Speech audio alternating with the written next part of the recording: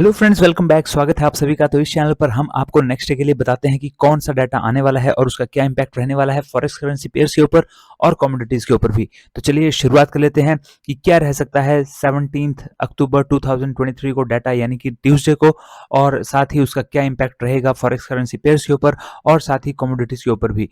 तो चलिए शुरुआत कर लेते हैं। तो सबसे पहला जो डाटा यहाँ पर आ रहा है वो आ रहा है 6 AM पर, और यहाँ पर AUD USD के ऊपर उसका इम्पैक्ट पड़ेगा। एक्चुअली यहाँ पर ये डाटा नहीं है, ये एक मीटिंग मिनट्स की रिपोर्ट है। तो RBI यानी कि रिजर्व बैंक ऑफ ऑस्ट्रेलिया का एक जो मीटिंग हुई थी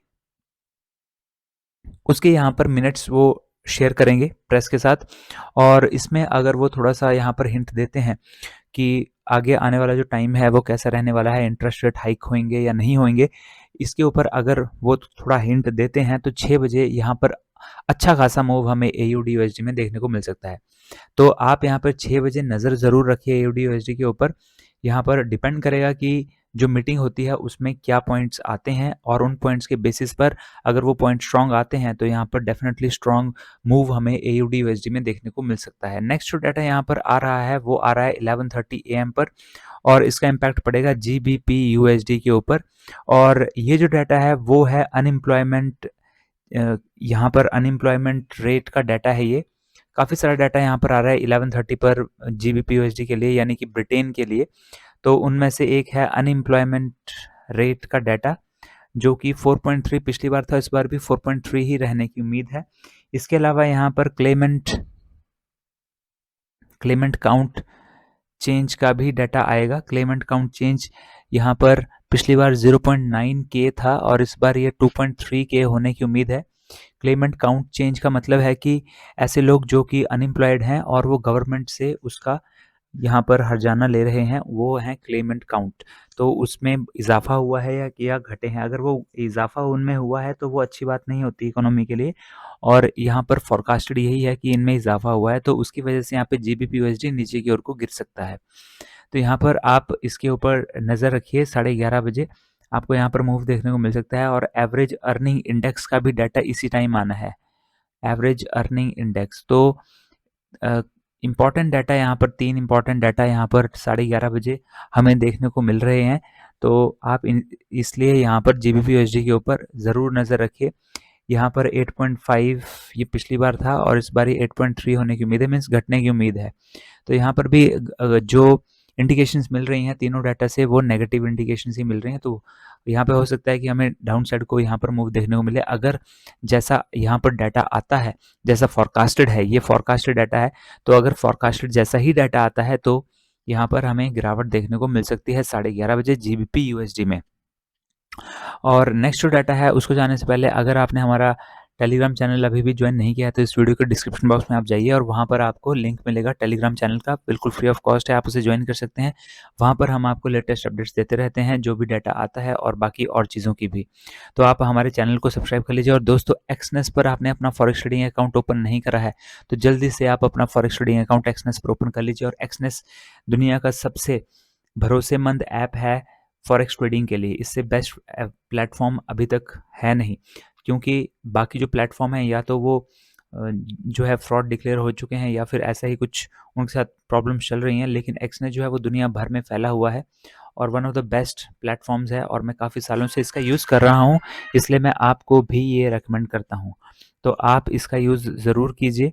और इस वीडियो के डिस्क्रिप्शन बॉक्स में आपको उसका लिंक मिल जाएगा। सबसे ऊपर आप इस वीडियो के डिस्क्रिप्शन बॉक्स में देख पाएंगे, लिंक है, उस पर क्लिक कीजिए और एक्सनेस का अकाउंट ओपन कर लीजिए। आपकी हेल्प के लिए यहाँ पर आई बटन में वीडियोस भी बनाई हुई हैं जिनको कि आप देख सकते हैं और इनकी हेल्प से आप अपना अकाउंट ओपन कर सकते हैं।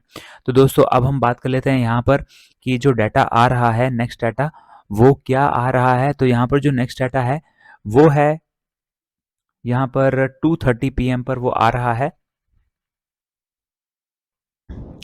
और ये इम्पैक्ट यहाँ पर डालने जा रहा है EUR USD के ऊपर, क्योंकि यहाँ पर जो डाटा आ रहा है वो है जर्मनी का, जर्मन ZEW करंट कंडीशन। अब ZEW क्या होता है? ये है expectation of economy growth in the next 6 months. अगले 6 महीनों की जो एक्सपेक्टेशंस है उसका ये डाटा होता है। ये एक सर्वे है ZEW का, और इस सर्वे में यही पता लगाया जाता है कि अगले आने वाले 6 महीने में क्या एक्सपेक्टेशन है इकोनॉमी की ग्रोथ की।